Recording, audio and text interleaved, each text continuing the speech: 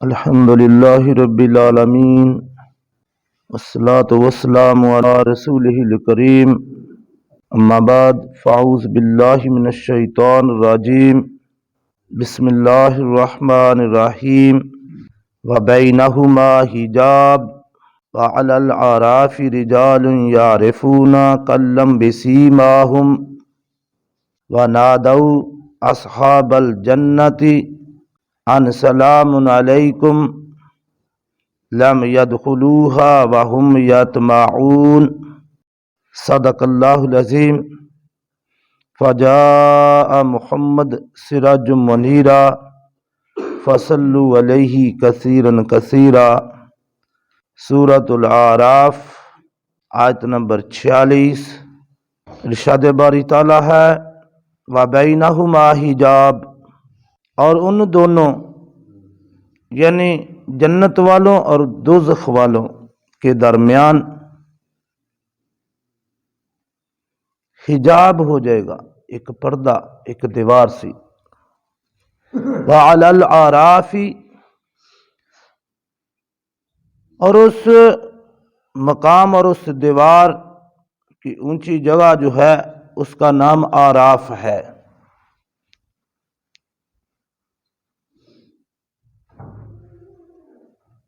یہ دوزخ اور جنت کے درمیان ایک بہت بڑی دیوار ہے۔ اللہ ہی جانتا ہے یہ کتنی بڑی ہے، کتنی چوڑی ہے، کتنی لمبی ہے۔ اس کی تفصیل میری نظر سے کہیں نہیں گزری، اس لیے اس کی لمبائی، چوڑائی، اونچائی اللہ ہی بہتر جانتا ہے۔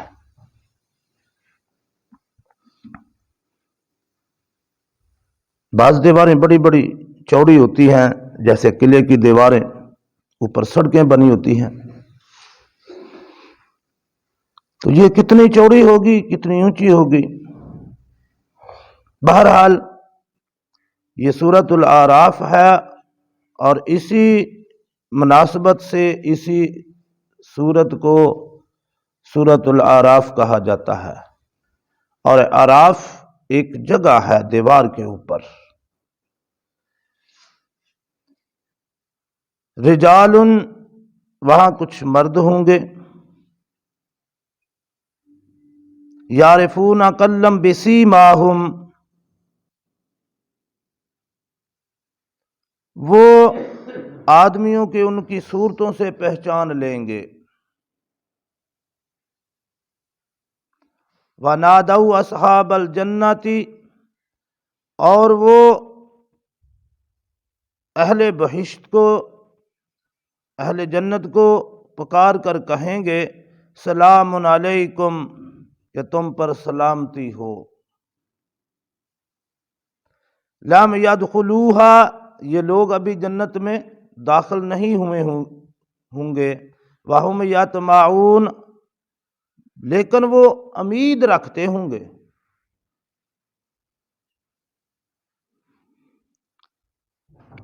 علماء کرام نے اس کی تفسیر بہت لمبی چوڑی کی ہے، ساری تفسیر کا خلاصہ یہ ہے، جتنی تفسیریں میری نظر سے گزری ہیں، 2 3 4 5 کا غالباً میں نے کل سے مطالعہ کیا ہے، تو سب تفسیروں کا خلاصہ یہ ہے کہ اعراف ایک دیوار کے اوپر، جو جنت اور دوزخ کے درمیان دیوار ہے، اس کے اوپر ایک مقام ہے، جگہ ہے جس کا نام ہے۔ وہاں کچھ لوگ ہوں گے جو نہ تو جنت میں داخل ہوئے ہوں گے نہ جہنم میں، ان کے درمیان وہ ہوں گے، اور ان کو اصحاب الاعراف کہا جاتا ہے۔ حدیث مبارکہ میں آتا ہے، حضرت جابر بن عبداللہ رضی اللہ تعالی عنہ کی روایت ہے، وہ فرماتے ہیں کہ نبی اکرم صلی اللہ علیہ وسلم سے ہم نے پوچھا کہ اعراف پر کون لوگ ہوں گے؟ تو آپ صلی اللہ علیہ وآلہ وسلم نے ارشاد فرمایا وہاں وہ لوگ ہوں گے جن کی نیکیاں اور برائیاں برابر برابر ہو جائیں گی، پلڑے دونوں برابر ہوں گے، ان کو وہاں ٹھہرایا جائے گا۔ اور جب اللہ رب العالمین جنتیوں سے اور دوزخ والوں سے یعنی سب سے فارغ ہو جائیں گے، پھر ان کی طرف آئیں گے۔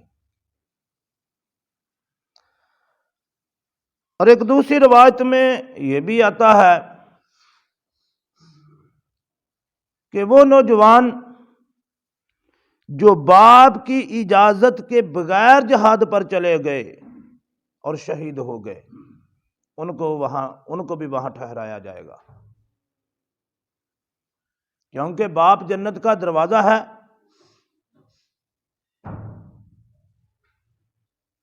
والدین کی نافرمانی کرنے والے، والد کی نافرمانی کرنے والے، ان کو بھی وہاں ٹھہرایا جائے گا۔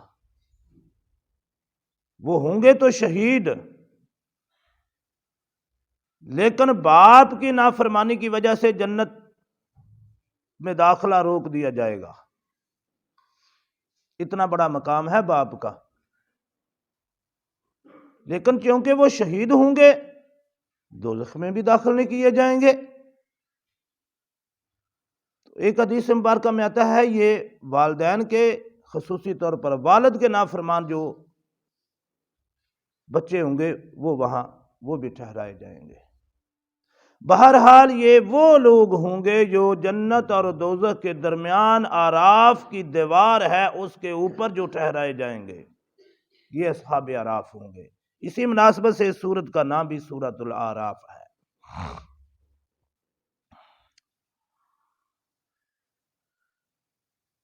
پھر اللہ رب العالمین جب جنت والوں اور دوزخ والوں سے فارغ ہو جائیں گے تو پھر ان کی طرف آئیں گے،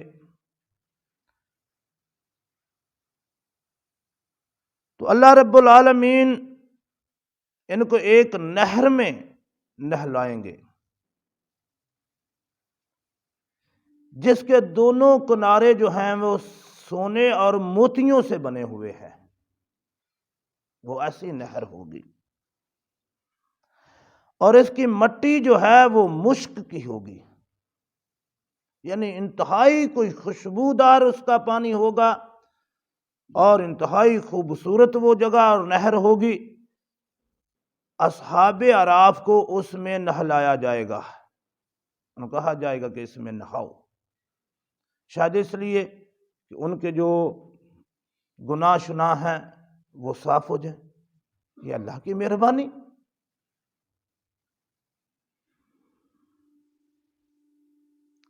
جب وہ وہاں نہلائیں گے ان کے چہرے بالکل صاف پاک ہو جائیں گے، جسم بھی ان کے صاف پاک ہو جائیں گے گناہوں سے۔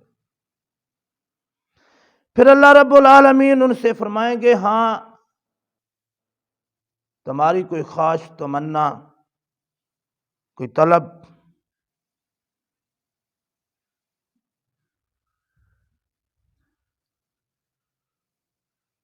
ان سے فرمائیں گے، وہ تمنا کچھ کریں گے، ان کی وہ پوری ہو جائیں گی، ان کی وہ خواہشیں پوری کر دی جائیں گی۔ جب ان کی کوئی خواہش اور تمنا باقی نہیں رہے گی پھر اللہ رب العالمین انہیں اپنے فضل و کرم سے جنت میں داخل فرما دیں گے۔ یہ ہیں اصحاب الاعراف۔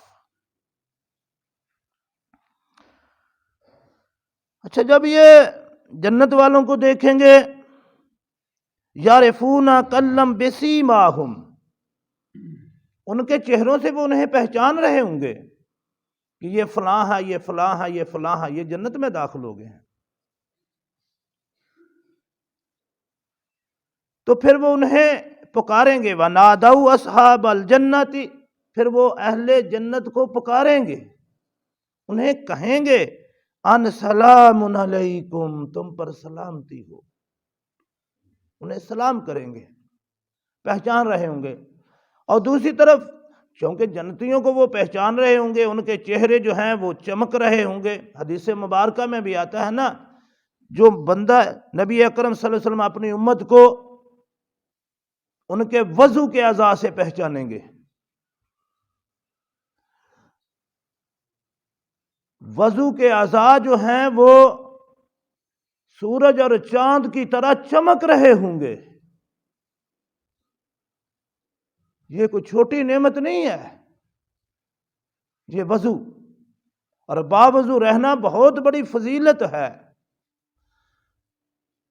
تو وضو کی وجہ سے نبی اکرم صلی اللہ علیہ وسلم اپنی امت کو پہچانیں گے کہ ان کے اعضائے وضو جو ہیں وہ سورج اور چاند کی طرح چمک رہے ہوں گے، چہرے ان کے روشن چاند کی طرح ہوں گے۔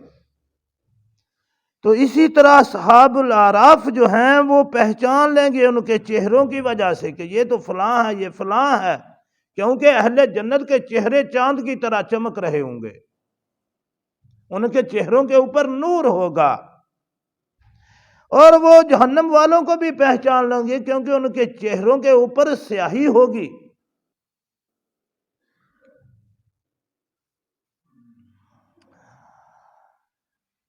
تو جب وہ جنت والوں کو پہچانیں گے تو انہیں کہیں گے سلام، انہیں سلام عرض کریں گے، دعا بھی دیں گے، سلام بھی عرض کریں گے کہ تم پر سلامتی ہو، ان سلام علیکم، کہ تم پر سلامتی ہو۔ یہ سلام، یہ جو سلام کہا جاتا ہے نا، یہ بہت بڑا وظیفہ ہے بندہ مومن کے لیے۔ اس کا مطلب ہے دنیا اور آخرت کی ہر سلامتی تمہیں ہو۔ السلام علیکم جو کہا جاتا ہے نا، کہ تم پر ہر طرح کی سلامتی ہو، مال، جان، عزت،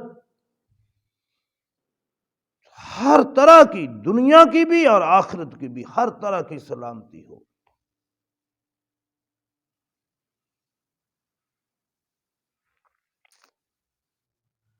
تو اصحاب اعراف جو ہیں وہ اصحاب الجنت کو سلام کریں گے اور کہیں گے کہ تمہیں سلامتی ہو، لم یدخلوہا، اور یہ لوگ ابھی جنت میں داخل، یدخلوہا اس میں ابھی داخل نہیں ہوئے ہوں گے، مطلب جنت میں، کیونکہ ان کا فیصلہ ابھی پینڈنگ ہوگا۔ جسے وہ ٹیچر رزلٹ نکالتے ہیں نا تو کچھ بچوں کو زیر غور رکھ لیتے ہیں، یہ ابھی زیر غور ہوں گے، ان کا فیصلہ ابھی باقی ہوگا۔ وَهُمْ يَطْمَعُونَ، لیکن انہیں اللہ کے گھر کی پوری طمع، امید، اور یہ ایسی امید ہے جو لالچ کی حد تک چلی جائے۔ پنجابی میں بھی ہم لفظ بولتے ہیں نا طمع، یطمعون، یہ طمع وہی ہے، یعنی کسی چیز کی بہت زیادہ امید ہونا، یعنی انہیں بہت زیادہ امید ہوگی کہ انہیں اللہ اپنے فضل و کرم سے جنت میں داخل کر دیں گے، کیونکہ انہیں تو نظر آ رہا ہوگا کہ اگر جنت دوزخ میں جانا ہوتا تو اللہ داخل کر دیتے، لیکن انشاءاللہ اب کچھ دیر وہ وہاں رہیں گے، یہ اللہ ہی بہتر جانتا ہے کہ وہ کتنی دیر رہیں گے، لیکن جب وہ جنت والوں کی طرف دیکھیں گے تو ان کے دل میں بڑی ایک خواہش ہوگی کہ کاش ہم اس میں داخل ہو جائیں، لیکن جب وہ جہنم والوں کی طرف دیکھیں گے تو پھر انہیں ڈر بھی بڑا لگ رہا ہوگا، لیکن وہ اللہ کے گھر کی پوری امید رکھتے ہوں گے کہ ہماری بخشش ہو جائے گی اور ہم جنت میں داخل ہو جائیں گے۔ تو اللہ نے یہی چیز فرمائی ہے، وَهُمْ يَطْمَعُونَ، مگر وہ پر امید ہوں گے۔ اللہ رب العالمین تمام مومنوں کو بلا حساب جنت نصیب فرمائے۔ یہ معاملے بڑے عجیب و غریب ہیں، اس لیے میں آج کی نوجوان نسل کو دیکھ رہا ہوں کہ والدین کی نافرمان ہوتی جا رہی ہے، اور میرے آقا کا یہ فرمان بھی ہے کہ ایک وقت قرب قیامت کے نزدیک نوجوان دوست کی بات مانے گا، باپ کی نافرمانی کرے گا، اور یہ وقت آ گیا ہے، میں دیکھ رہا ہوں۔ تو میرے بھائی، موت سر پر کھڑی ہے، مرنا سب نے ہے، حساب دینا بڑا مشکل کام ہے۔ اگر کسی سے اللہ نے کوئی حساب مانگ لیا نا تو پھر گڑبڑ ہے۔ کون ہے جو حساب دے؟ کون ہے اس قابل؟ میں تم اپنے اپنے گروبانوں میں جھانک کر دیکھیں کہ ہم اس قابل ہیں کہ حساب دے سکیں۔